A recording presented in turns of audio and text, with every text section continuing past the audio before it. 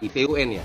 Nah, jadi gini, saya melihat bahwa Partai Demokrasi Indonesia Perjuangan atau PDIP merasa tidak puas atas putusan MK kemarin soal gugatan itu kan. Iya.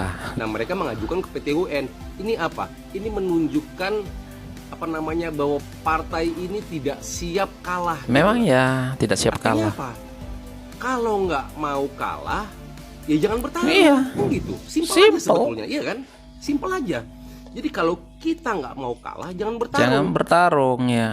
Bahwa bangsa Indonesia saat ini betul-betul membutuhkan pemimpin yang tegas. Yang pertama saya melihat ya, dari sosok Pak Prabowo Subianto sendiri, baik secara militer maupun politik dunia internasional, ya semua orang angkat topi, semua orang banyak mengakuinya. Nah, begitu juga dengan Mas Gibran. Mas Gibran kan kemarin-kemarin kan orang banyak yang menilai bahwa Mas Gibran kelemar-kelemar, tidak banyak tahu banyak hal lah misalkan gitu kan. Tapi kan ini kan dibuktikan sama beliau.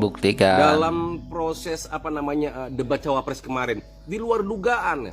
Nah, saran saya PDIP harus legowo dan memahami bahwa rakyat Indonesia ini sudah pintar semuanya. Dan ini kan dibuktikan dengan adanya apa? Salah satu pemilihan ulang di daerah Yogyakarta kemarin, daerahnya Butet tuh. Yang tadinya Ganjar Pranowo menang 03, setelah pemilihan ulang akhirnya apa? Kalah. Ini kan malu gitu. Nah, harus sadar bahwa rakyat Indonesia menginginkan sosok pemimpin yang pertama tegas, yang kedua betul-betul memahami keinginan rakyat Indonesia. Benar. Saya pikir udahlah, mau kemana lagi? Kalaupun ke PT UN akhirnya kalah lagi, ini akan makin mendegradasi Partai Demokrasi Indonesia Perjuangan dan memalukan ya. Justru akan mengurangi nilai esensi politik, maupun bahkan saya menilai bahwa PDIP ini tidak paham asas-asas demokrasi gitu loh. Jadi maunya menang terus, merasa besar terus, pengennya berkuasa terus ya. Bahwa perubahan zaman ya, generasi ke generasi ini kan berbeda semuanya. Jadi apa yang dipikirkan sama PDIP ini pukul rata dari tahun ke tahun. Mereka pikir sama, semua orang senang dengan gaya politik mereka. Semua sudah berubah. Lawan di dalam pemilu dan pilpres adalah teman dalam demokrasi. Mas Anies, entah kenapa gue kayak jadi keinget satu sabda Rasulullah, yaitu tentang ciri-ciri orang munafik. Ketika ia berbicara, maka dia akan berdusta. Ketika ia berjanji, maka ia akan mengingkari. Dan ketika dia diberi amanat, maka ia akan berkhianat. Mas Anies gak ingat ketika Mas Anies merendahkan Pak Prabowo di depan jutaan pasang mata rakyat Indonesia? 11 mas. Ya. Dari 100. Mas Anies, Anda ini berbahaya sekali, seperti ular. Pesan buat Pak Prabowo, jangan hianatin kita pendukung Pak Prabowo seperti si Anu yang mengkhianatin Bapak. Saya bahkan turun ke jalan ketika Bapak memasukkan Pak Anies ke dalam sistem pemerintahan Bapak. Mas Anies ini memang cocoknya menjadi presiden Rohingya di Cox Bazar sono. Atau bolehlah jadi gubernur di Aceh ataupun Sumatera Barat, tapi jangan masukkan ke sistem kepemerintahan Pak Prabowo. Waduh. Selamat bertugas Bapak Prabowo Subianto.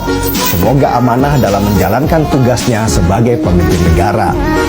Dan untuk wakil presidennya Gibran, saya kok agak malas ngucapinnya ya. Buat saya. Ya. Kenapa harus males? Denny Srigar ya. Lagipun mungkin Mas Gibran juga nggak butuh lah ucapan Anda ya kan.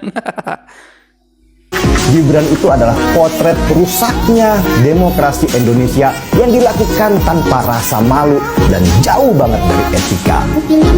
Buat Pak Prabowo nih Pak, kalau emang wakil presiden itu ban serep, tolong tinggalin aja di rumah Pak.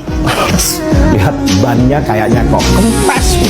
Sakit hatinya sampai ke ubun-ubun kayaknya ya.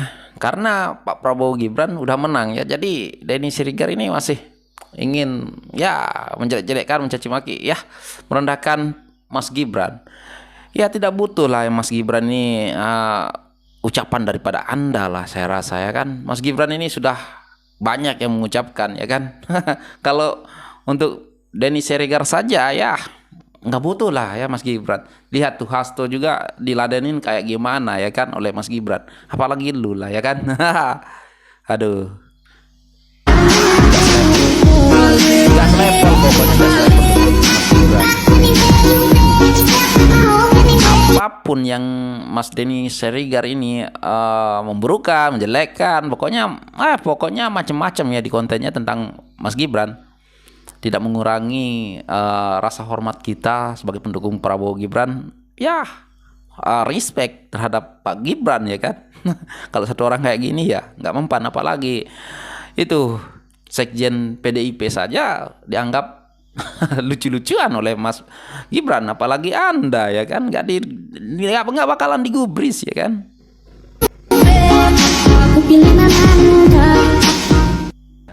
Saya dari awal selalu mengatakan bahwa haram hukumnya bagi partai nomor 1 dan 3 bergabung dengan kubunya Prabowo. Kenapa haram, Mas Adi? Ya jelas dong, Haram. mereka kan menuduh hasil pilpres itu penuh dengan kecurangan. Ya. Kan lucu, orang yang menuduh curang hasil pemilunya mau bergabung dengan hasil pemilu yang dianggap curang. Iya. Oke. Jadi supaya ada pernyataan dan sikap politik yang inline dan sama. Jadi supaya panggung depan dan panggung belakang sama gitu ya. Betul. Jangan panggung belakang minta masuk koalisi, panggung depan minta didiskualifikasi gitu. Artinya apa? Kalau memang partai-partai 1 dan 3 ini mengatakan hasil pilpres kali ini curang, untuk apa bergabung dengan hasil pemilu yang curang? Tapi kan partai Mestinya di politik situ. butuh juga untuk keberlangsungan. Kalau nggak masuk ke pemerintahan bagaimana? Itulah problemnya. Saya sering mengatakan di tempat ini juga, sering kali narasi-narasi dan tuduhan kecurangan itu hanya lip service. Ya. Hanya di permukaan, karena secara prinsip setelah pilpres usai, KPU memutuskan, MK juga memutuskan siapa yang memenangkan pilpres. Partai-partai yang selama ini menuduh ada indikasi kecurangan, ada ketoliman dalam pilpres, itu berkongsi menjadi satu sama yang lain. Iya, benar. Oke. Bagi saya, apa yang kemudian muncul dalam pikiran kita, elit lah yang sebenarnya memprovokasi rakyat. Mereka yang kemudian memberikan contoh yang tidak baik, bahwa sebenarnya kecurangan itu hanya sebatas narasi karena dia dirugikan secara elektoral. Ya. Bahkan kalau mau konsisten sebenarnya, kalau saya di kubu 1 dan 3, saya akan mengatakan nggak boleh bergabung dengan Prabowo. Haram dan Gibran. hukumnya. Haram Haram hukumnya. hukumnya. Karena itu adalah hasil pemilu yang menurut mereka terindikasi penuh dengan kecurangan.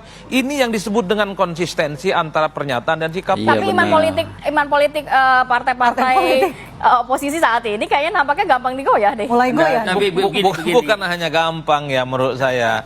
Memang politisi ini kan ujung-ujungnya bagaimana mendapatkan kekuasaan. Udah itu aja kok, dapat menteri, dapat jatah. Yang lain-lain untuk rakyat, untuk publik saya nggak terlampau percaya. Kalau mau jujur, jika ada partai 1 dan 3 mau bergabung dengan Prabowo dan Gibran, tanyakanlah ke para pendukungnya. Iya. Setuju tidak bergabung? Kalau nggak setuju jangan bergabung. Nah, gimana Kalau nih, setuju Bang baru Idrus? bergabung. Jadi gini. Ya baik, hai assalamualaikum warahmatullahi wabarakatuh guys. Nah ya 01 dan 03 sih ya sebenarnya haram hukumnya bergabung ke Prabowo Gibran ya, ke 02 ya kan. Ya benar juga ya, kalau nggak salah Adi Prayetno ya kan mengatakan haram hukumnya bagi pendukung 01 dan 03 bergabung ke Pak Prabowo ya kan. Karena di sisi lain mereka menganggap pemilu ini curang ya. Setelah diputuskan Pak Prabowo menang, ingin bergabung juga ya kan. Jadi aku pun nggak tahu lah kan. Lucu emang ya kan. Dan tadi juga kita lihat ya Denny Siregar ya mengatakan malas mengucapkan selamat ke Pak Gibran ya. Waduh, jangankan Denny Siregar ya kan. Mas Hasto aja ya dianggap lucu-lucuan oleh Mas Gibran. Apalagi Anda ya, mungkin nggak akan bakalan digubris oleh Mas Gibran. Tahu sendirilah Mas Gibran ya kan. Aduh, kalau Mas Gibran diginiin semakin suka ya kan. Bukan sakit hati kalau Mas Gibran ya dikatain apa kek ya. Mas Gibran pasti semakin seneng ya kan. Karena apa? Namanya semakin naik ya. Dan oke guys, mungkin itu saja untuk video kali ini. Dan ya, selamat untuk Pak Prabowo Gibran ya. Insya Allah Indonesia akan semakin maju di tangan beliau ya. Kita harapkan semua janji-janji di masa kampanye Pak Prabowo Gibran semoga dilaksanakan. Jangan ada yang ya bisa dibilang nggak jalan ya kan. Semoga saja, kita doakan saja ya guys. Dan oke guys, mungkin itu saja untuk video kali ini. Dan sekian, terima kasih. Assalamualaikum warahmatullahi wabarakatuh. Bye.